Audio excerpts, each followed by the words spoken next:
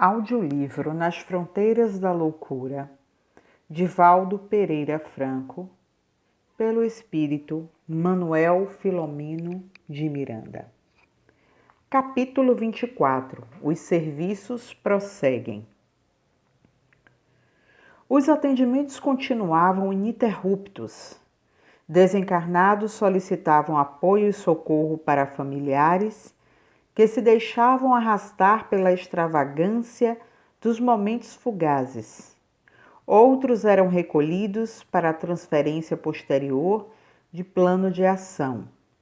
Ainda outros faziam-se liberados de obsessões selvagens por parte de adversários igualmente sem as roupagens físicas. Grupos de auxílio especializado movimentavam-se nos vários mistérios fora e dentro do posto central, o mesmo acontecendo nos subpostos. As primeiras horas da madrugada da quarta-feira não amainavam o entusiasmo da multidão. Nas ruas e nos clubes que bebiam até a última gota o cálice do prazer exorbitante. O mentor permaneceu no acampamento central, coordenando os serviços e detalhando a remoção dos pacientes à medida em que as circunstâncias o permitissem. Ficara estabelecido que a construção permaneceria como núcleo de emergência para o cotidiano da cidade, à semelhança de diversos outros existentes e objetivando-se também os futuros carnavais. As tarefas receberiam tratamento específico e companheiros diversos ali estagiariam nos serviços a que se entregavam na face da terra. Funcionaria igualmente para treinamento de candidatos novos no labor do socorro espiritual, bem assim na condição de hospital para recém-desencarnados. Sucede que o Ministério do Bem não tem limites e a ação do amor através da caridade é incessante. Cansaço, adiamento, dificuldades para a atividade generosa constituem recurso de apoio à indolência ou à indiferença fraternal quando defrontamos a dor.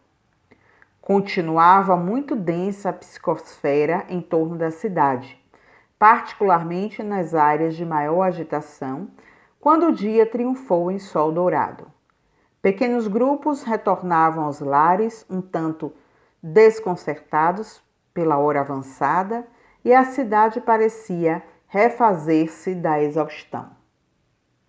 O benfeitor reuniu os cooperadores mais próximos no centro de comunicações, a fim de formular os agradecimentos ao Pai Criador e a Jesus, em face da etapa que ficava concluída na sua primeira parte.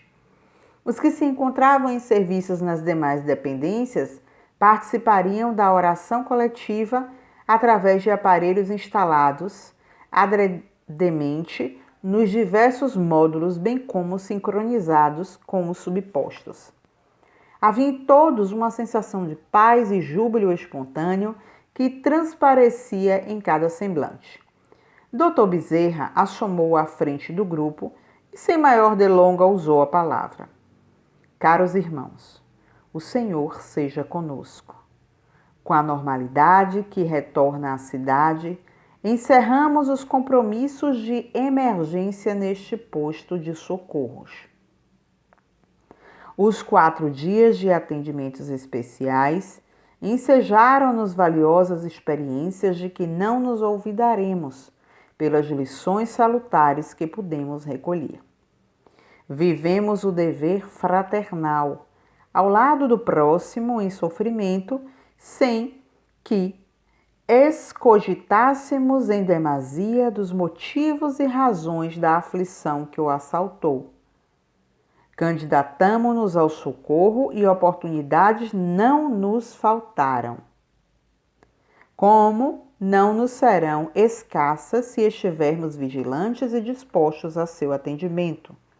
Ao trabalhador cuidadoso nunca falta o que fazer. É certo que nos poderíamos ter empenhado mais, no entanto, fizemos o que nos foi possível e damos conta ao Senhor de nossa escassa colheita de resultados, confiando na sua misericórdia e amor. As deficiências pertencem-nos e os resultados bons decorrem das suas mercês que nos não faltaram. Por tudo, louvamo-lo e agradecemos. Somos gratos aos companheiros que se empenharam na ação do bem, sem exigências nem imposições, aprendendo com o trabalhador infatigável a jamais recuar ante o dever, por mais necessário esforço até o sacrifício, quando for o caso. As horas passaram em festa de fraternidade, sempre breves quando amamos e longas quando nos deixamos afligir pelo desespero. Raia dia novo e compromissos interrompidos momentaneamente ou programados para o futuro aguardam por nós. Jamais receamos ou estagiemos na indagação ociosa ou na justificativa desnecessária. Há muito por fazer em favor do próximo, quanto de nós próprios, que deveremos realizar. Quem adia ao momento da ação libertadora, mais se algema a desdita, retardando sem motivo a própria libertação, e esta somente chega quando o homem se ilumina interiormente com a verdade, acionando os recursos do amor a benefício do próximo. O nosso ontem é largo, demora-se, assimilado por escombros e sombras que aguardam remoção. O amanhã, porém, é infinita concessão de esperança para a felicidade. O hoje, todavia, é o divisor do tempo, o momento decisivo, o convite imediato à ação que não pode esperar. Não o posterguemos, a fim de não perdermos o veículo da oportunidade correta, alongando penas e aumentando responsabilidades. Houve uma pausa oportuna após a qual deu curso às considerações. Quem conhece Jesus não tem como excusar-se e quem o identifica, sobremaneira, pela visão da doutrina espírita, já não lhe pode resistir ao chamado para a transformação de si mesmo e do mundo em que vive, tendo-se em vista as provações excruciadoras que visitam a humanidade. Nós conhecemos as duas realidades da vida, honrados pela luz do discernimento que a fé raciocinada e experimental nos concede. Cabe-nos não defraudar, sob pretexto algum, o compromisso abraçado que é servir mais, servir sempre sobre a égide do Cristo.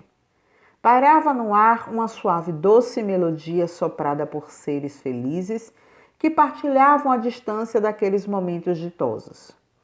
Todos concentrávamos os olhos no benfeitor que se transfigurou diante de nós. Com voz comovida e penetrante, então orou: Senhor da vida, nós que sempre te pedimos, fazemos uma pausa para oferecer-te o nosso reconhecimento. Não obstante todas as concessões com que nos enriqueces, apresentamo-nos solicitando, na carência que preferimos, quando somente deveríamos louvar-te e agradecer-te.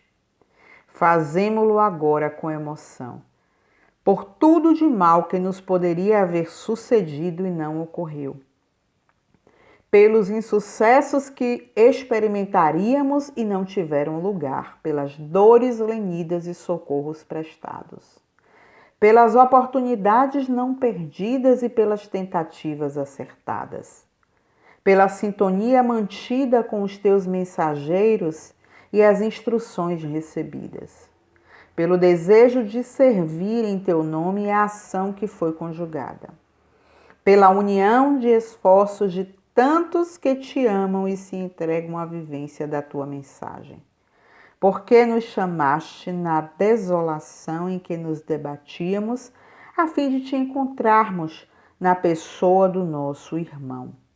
Quando então nos encontramos, somos-te reconhecidos. Considerando o que ainda há por fazer e como necessitamos realizá-lo, agradecemos desde já por nos colocares na linha de ação.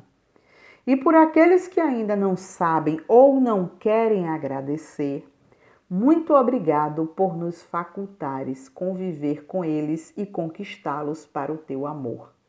Senhor, louvado sejas. Lentamente o amigo retornou à sua feição habitual, enquanto suaves energias pairavam no ar, penetrando-nos docemente. Os cooperadores aproximaram-se, expressaram os seus sentimentos à nobre entidade, por sua vez agradecendo haverem participado daqueles dias de realização enobrecedora, logo retornando aos compromissos que não cessaram por completo. Ficamos apenas poucos auxiliares que o acompanháramos em alguns dos atendimentos especiais. Façamos uma visita às enfermarias, propôs dinâmico e incansável, antes que novos deveres nos chamem a outras liças. Revimos Hermance, que se encontrava em sono reparador, acolitada pela avó Melide, tanto quanto Fábio e o colega em repouso refazente, sob a assistência vigilante de Dona Ruth, que informou sobre a família em adaptação após o golpe que a alcançou. Ouvindo ligeiras explicações da senhora Melide em torno da dor selvagem que se abatera sobre os pais de Hermance, esta perguntou da possibilidade de propiciar-lhes uma visita à enferma por alguns segundos que fossem, de modo a serenarem-se. Aduziu que a mãezinha, de alma estiolada, agasalhava a ideia da morte num desejo de estar com a filha que parecia tanto depender do seu carinho. O amigo, todavia, obtemperou. Compreendemos o carinho da devotada irmã Melide, no entanto, Hermance não pode, nesta situação, ser perturbada por qualquer ruído, necessitando desse repouso profundo. A visita dos pais perturbá-la-ia muito, em razão da zoada mental de que se encontraram acometidos no aturdimento e desespero, terminando por alcançar a jovem através de perigosos dardos de desconforto e saudade. Tomaremos, no entanto, providências para que técnicos de comunicações propiciem-lhes sonhar com a senhora, já experiente nesses mistérios, mediante o que os acalmará. Após alguns segundos, concluiu: somente lhe recordamos que os filhos, por mais amados, não são propriedade nossa, pertencendo antes a Deus. A veneranda avó sorriu e compreendeu, respondendo jubilosa: tentarei não esquecer, buscando preservar os cuidados que a situação requer. Pensava na zoada mental que dispara dardos quando o benfeitor elucidou-me. Em nossa área de ação, o silêncio não é a decorrência da cessação da voz, a parada dos ruídos que ferem o tímpano, como ocorre na Terra. Sendo o pensamento o agente, é natural que em descontrole produza tal descarga magnética, especialmente em casos dessa ordem, que repercutiriam na enferma como sendo explosão de granadas, gritos, exclamações, o que em verdade está acontecendo no campo vibratório dos familiares, embora sem ressonância na área física. De alguma forma, Hermance aqui está defendida desses petardos do desequilíbrio doméstico, o que não ocorrerá com alguém em desalinho nas suas imediações vibratórias. Outro sim, o impacto emocional dá surgimento a ondas que atiram flechas certeiras no alvo, produzindo danos lamentáveis que devem e podem ser evitados. No mundo, é difícil para muita gente fazer silêncio oral, quanto mais de ordem mental. Anuí ante os esclarecimentos e recordei-me dos males que produz a palavra leviana, qual labareda desprotegida ateando incêndio em palheiros próprios e alheios. Não descartei a meditação sobre os ruídos mentais desgovernados, dos que calam quando não podem invectivar e agredir, reagindo com o pensamento em alusão de revolta, desejo de sois vingança, despejando cargas de magnetismo dissolvente sobre os seus opositores ou desafetos. Os primeiros deslocamentos estavam previstos para a madrugada seguinte e os preparativos faziam-se em clima de ordem sob os cuidados compreensíveis. O mentor advertiu-me que às 19 horas voltaríamos ao Hospital de Saúde Mental para as primeiras providências no caso Julinda.